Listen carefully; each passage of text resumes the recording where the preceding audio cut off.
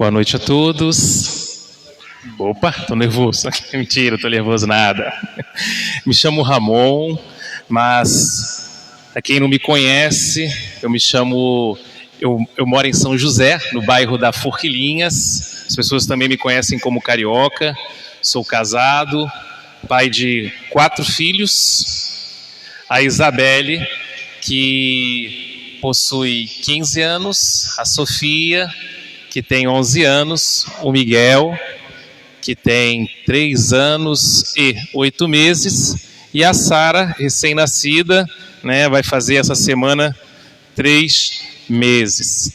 Participo do movimento da Renovação Carismática Católica, aqui em Santa Catarina, desde 2005. Conheci o movimento da renovação quando eu morava no Rio de Janeiro, lá em 2003, mas mergulhei no movimento da renovação quando já estava morando aqui. E depois que comecei a participar, com frequência, fiz as formações, e hoje, para a honra e glória do Senhor, conforme Deus tem me chamado, eu tenho ido anunciar a palavra, pregar a palavra, viajo bastante aí o estado, nas diversas dioceses e movimentos para anunciar a palavra de Deus. Amém?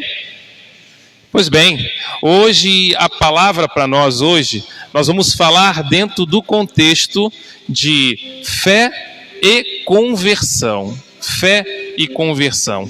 Normalmente, não é algo muito que a gente gosta, não é uma palavra muito agradável, podemos assim dizer, Dizer para mim e para você que precisamos nos converter, normalmente, não é algo que gostamos. Ô meu irmão, vê se te converte, normalmente não é algo muito agradável. Então, o texto que foi nos separado hoje, todo o texto, cada versículo, ele é riquíssimo para nós. Riquíssimo. O Senhor vai nos dar direcionamentos, vai mover o nosso coração a termos atitudes concretas de conversão. Amém? Pedir para que você pegue a sua palavra, então, na carta aos Tessalonicenses, 1 Tessalonicenses, capítulo 5. 1 Tessalonicenses, capítulo 5.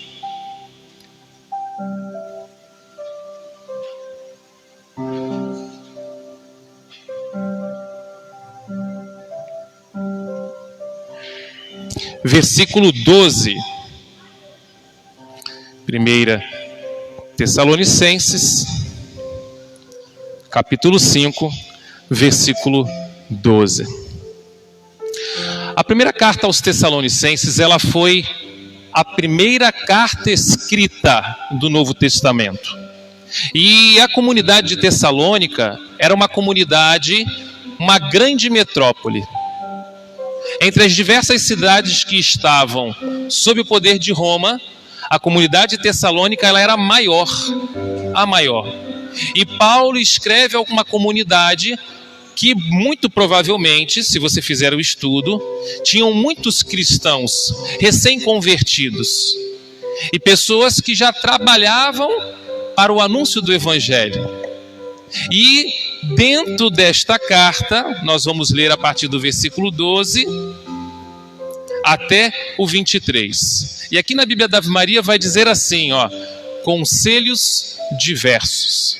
E vai dizer assim: suplicamo-vos, irmãos, que reconheçais aqueles que arduamente trabalham entre vós, para dividir-vos no Senhor e vos admoestar.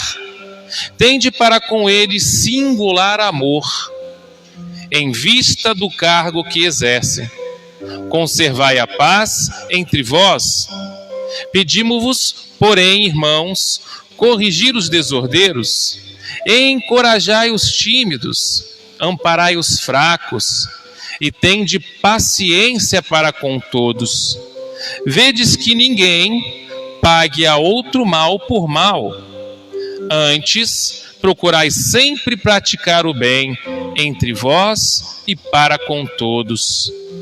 Viveis sempre contentes, orai sem cessar, em todas as circunstâncias das graças, porque esta é a vosso respeito a vontade de Deus em Jesus Cristo.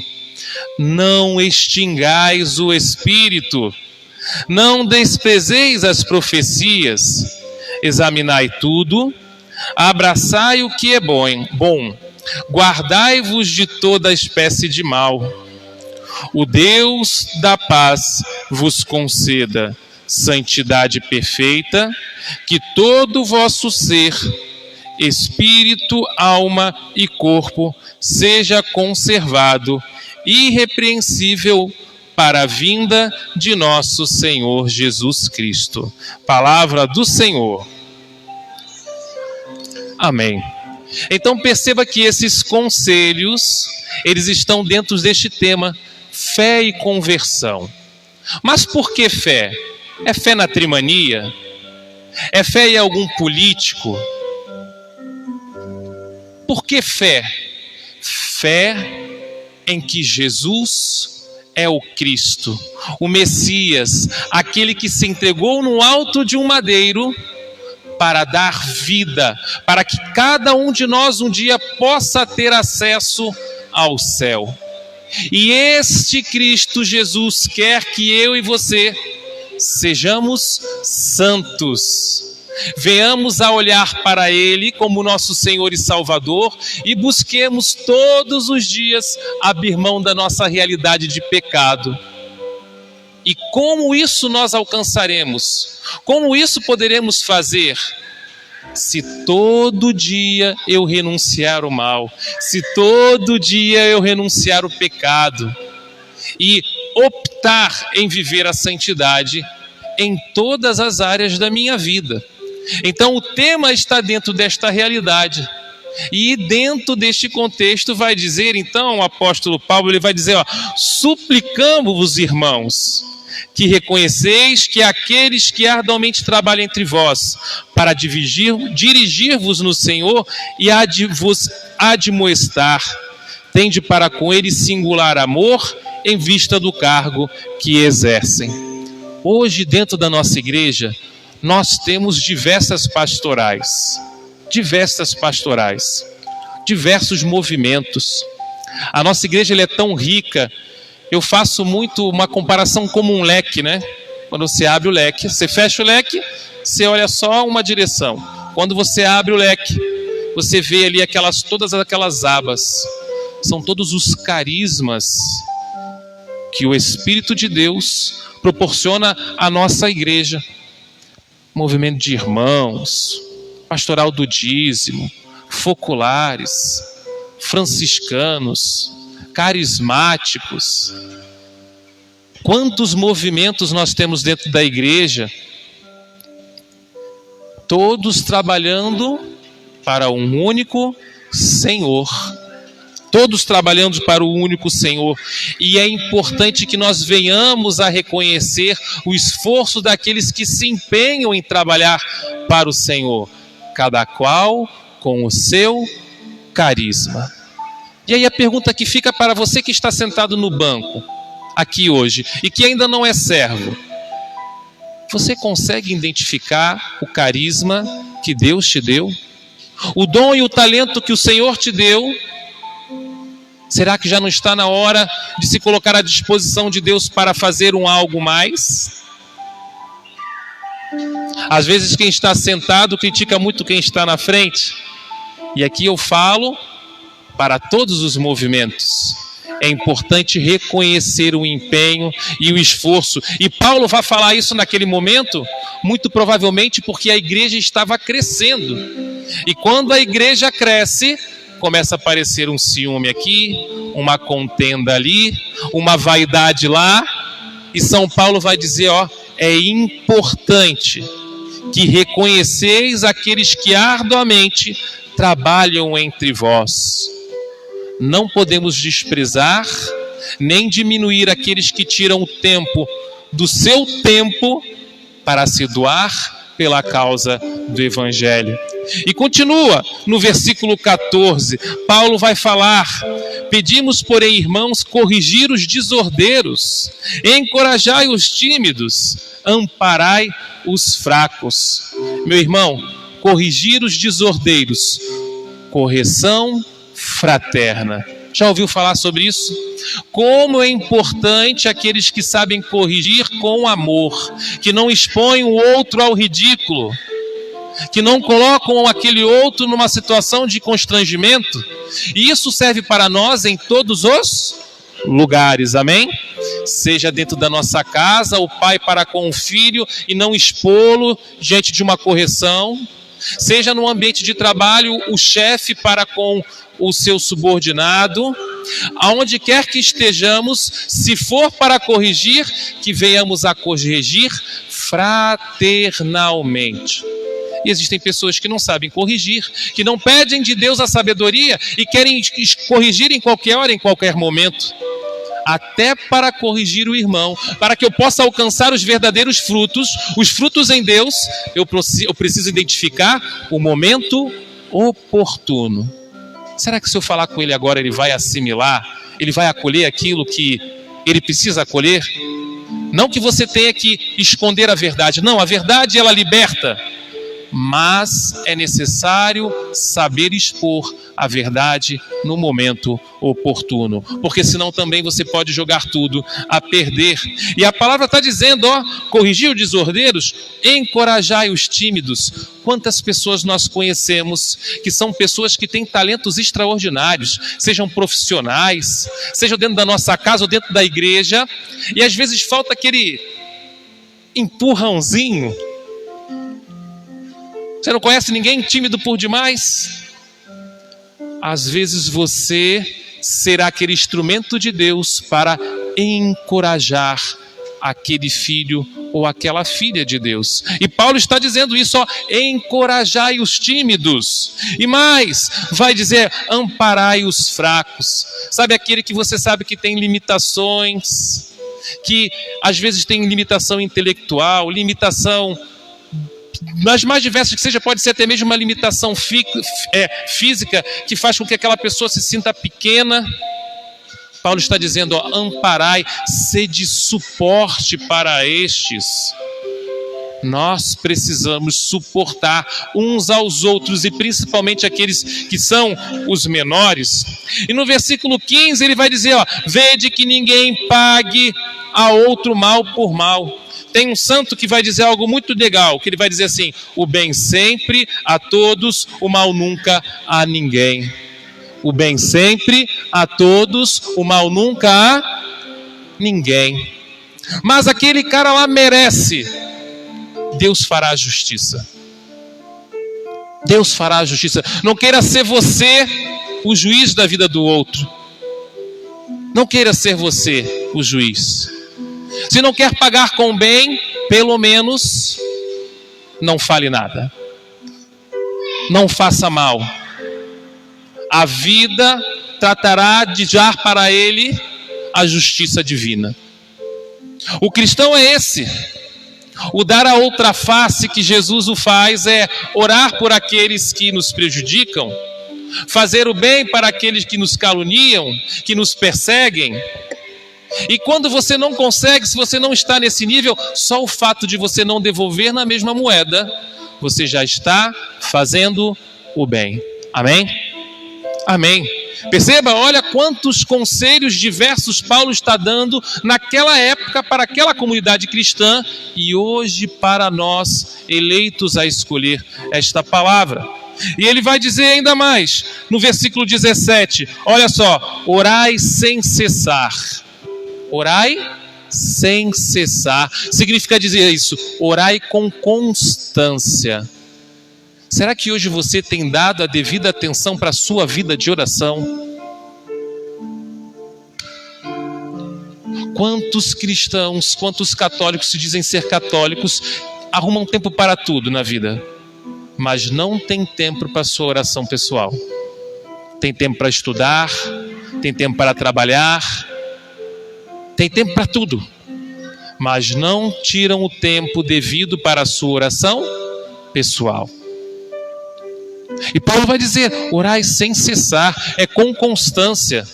Se hoje o tempo da sua vida é curto cronologicamente para poder orar, faça da sua vida uma oração. Se está no ônibus, coloca músicas cristãs e aproveita daquela música cristã que está ouvindo para fazer no seu canto, no seu louvor, uma oração. Se está indo para o trabalho, no intervalo do trabalho, se vai rezando o terço, bota o carro ali, vai rezando o terço. Nós temos como oportunidade, está fazendo o almoço, coloca a rádio, coloca a televisão no canal. Nós temos como preencher a nossa vida, o nosso cotidiano de tal maneira que você consegue estar em estado de oração em diversos momentos do seu dia. E se você pedir a Deus a graça de se organizar para manter esse estado de graça, o Espírito de Deus virá em seu auxílio, para que você tenha uma vida equilibrada em oração. Deus quer e você pode. Olha para quem está do lado, diga isso: Deus quer e você pode. Deus quer e você pode ter um estado de oração equilibrado, oração sem cessar. Amém? E depois ele vai dizer no versículo 18: em todas as circunstâncias dais graças, porque esta é a vosso respeito, a vontade de Deus em Jesus Cristo. Ter um coração agradecido, ser uma pessoa grata por aquilo que ela tem em sua vida. Quantas pessoas nós conhecemos que é a representação daquele desenho animado antigo? Ó céu, ó vida, ó azar. Quantas pessoas nós conhecemos aqui? Aqui, dói lá, dói acolá. A pessoa é a vida do murmúrio, é a vida da lamentação, é o muro das lamentações em pessoa, ambulante. Onde ela vai a zica junto e os urubus aqui em cima. Temos que cuidar, porque a oração do demônio é a nossa lamúria, é a nossa reclamação. E eu não estou dizendo que você não tem motivos humanos para reclamar, mas Deus há de se alegrar e se fazer presente com maior eficiência em sua vida, se você ter um coração agradecido. Se pudéssemos fazer aqui, pegasse aqui, tá vendo aqui, tá a imagem de Jesus misericordioso. Se eu pudesse puxar aqui do lado de Nossa Senhora, lá, um quadro aqui, e eu pudesse colocar aqui uma fórmula matemática. Agradecer mais do que pedir é igual a graça. Aquele que agradece mais e pede menos, ganha a graça de Deus. Aquele que agradece mais e não reclama, ganha a graça de Deus. Seria fórmulas matemáticas para que pudéssemos bem viver a nossa vida. E aí vale-me aquele momento: será que eu, hoje, no dia de hoje, como eu estou vivendo a minha vida? Agradecido? Será que as pessoas, quando olham para mim, sabem que eu sou um cristão porque eu estou constantemente grato diante de Deus? Ou elas me veem como um pagão? É importante, é necessário eu fazer essa revisão. Amém? Mas não acabou ainda não. Olha lá o que a palavra vai dizer para nós. No versículo 19: não extingais o Espírito. Meu irmão, isso está diretamente relacionado à vida de oração. Nós sabemos que a Trindade, Deus Pai, Deus Filho e Deus Espírito, cada um deles teve um papel muito claro na história da salvação. E hoje, quem acompanha os nossos passos, nós vivemos no tempo do Espírito Santo. Deus Pai criou tudo aquilo que nós conhecemos lá fora. Jesus, o Verbo, quando se tornou carne e habitou entre nós, deu a sua vida para anular o pecado e nos resgatar de todo o mal. Jesus deu o seu Espírito para nós. Hoje necessário nos é clamarmos o Espírito Santo constantemente. O tempo todo temos que pedir para que o Espírito venha sobre nós nos orientar, nos conduzir. Existe uma pregação muito interessante que fala assim: Espírito Santo, pessoa, dom. É uma pessoa dotada, uma pessoa de características próprias. A terceira pessoa da Santíssima Trindade. E é um dom através de mim e de você. Então, essas duas características de pessoa e dom, nós temos que pedir para que ela esteja mais presente em nossa vida do que nunca. Porque senão, como uma vela que não é abastecida, que não é lhe dada combustível, ela vai se consumindo, se consumindo, se consumindo, até chegar ao ponto de apagar o fogo. Amém? Então, não extingais o Espírito, não desprezeis as profecias, ou seja, entenda que os dons do Espírito podem e devem estar mais atuantes em nossa vida do que você pode imaginar. As primeiras comunidades, elas viviam os dons do Espírito Santo. Estejais atento principalmente às profecias, elas que vão nos orientar, nos corrigir, vão nos direcionar, vão nos alertar. As profecias, examinai tudo, abraçai tudo que é bom. Meu irmão, é necessário discernir as coisas que estão ao nosso redor. Discernir o que é de Deus, o que é do coração do homem e o que é do maligno. Tudo. Estás vendo um jornal na televisão e aquele jornal, será que ele não está sendo tendencioso? Aquela informação não está distorcida? Tudo que chegar aos nossos nossos ouvidos, tudo aquilo que for assimilado pela nossa visão, você está passando e ver um outdoor, examinai.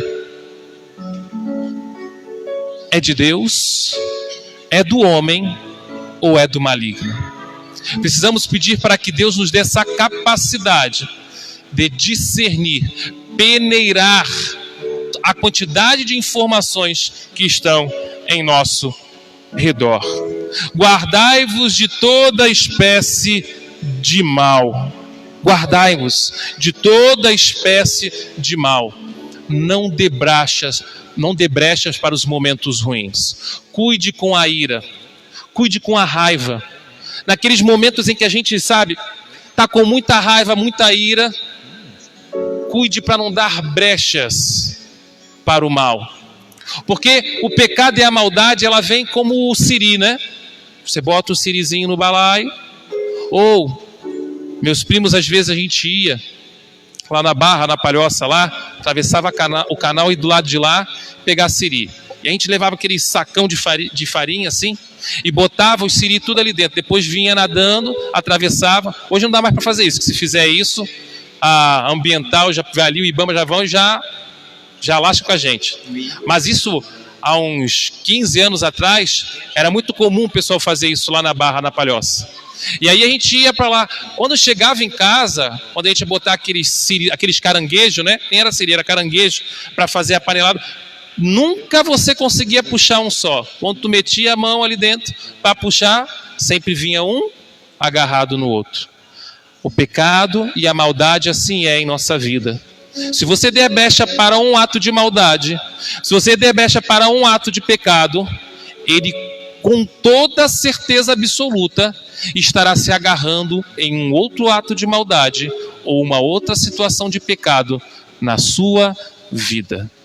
Zele, tenha zelo para não dar brechas para o pecado. E por fim, e não menos importante, porque ele vai arrematar a importância. Olha o que ele vai dizer: o Deus da paz vos conceda santidade perfeita. Meu irmão, não existe um momento mais oportuno para falar sobre santidade. Qual é o tempo que nós estamos vivendo na igreja? Qual é o tempo? Estamos na Quaresma. Quaresma.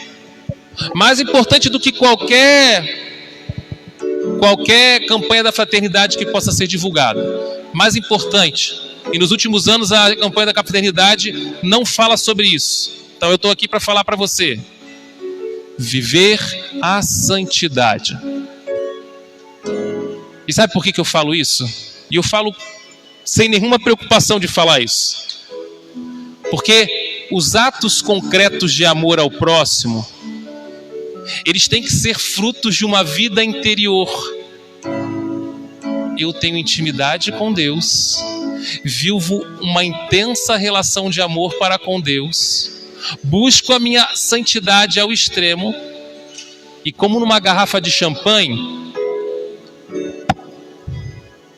aquele champanhe que sai são os meus atos concretos de caridade. Então, ou seja, por eu amar a Deus, por eu buscar a santidade, eu vou buscar fazer o melhor para o meu irmão. Não adianta eu posso estar aqui falando para vocês e ser instrumento, com as minhas palavras, de conduzir todos vocês para o céu. Mas ainda assim, quando o Senhor me chamar, dizer: Ramon, ô carioca, ó, teu tempo acabou. E quando for chegar diante do Senhor, o Senhor vai dizer: não te conheço. Mas Senhor, não fui eu que preguei lá no grupo de oração da misericórdia, lá nos ingleses? Não fui eu, Senhor, que proclamei curas? Não foi através de mim que o Senhor utilizou profecias extraordinárias? Jesus vai olhar para mim: não te conheço, porque eu não vivi aquilo que Deus esperava da santidade. Então, esta passagem é muito oportuna para nós nesse momento. Será que hoje eu, com a minha vida, estou em estado de graça? Tenho procurado agradar a Deus na minha vida de oração? Ser santo não para o outro, mas para mim. E porque eu quero ser santo e quero agradar a Deus, eu me torno como um espelho e apresento o Senhor Jesus para aqueles que estão ao meu redor. Queira Deus que nesta noite, com esta palavra, com esses diversos conselhos, eles possam penetrar em nosso coração como uma flecha que acerta o alvo. Louvado seja o nome do nosso Senhor Jesus Cristo. Sempre seja louvado. Vamos ficar em pé?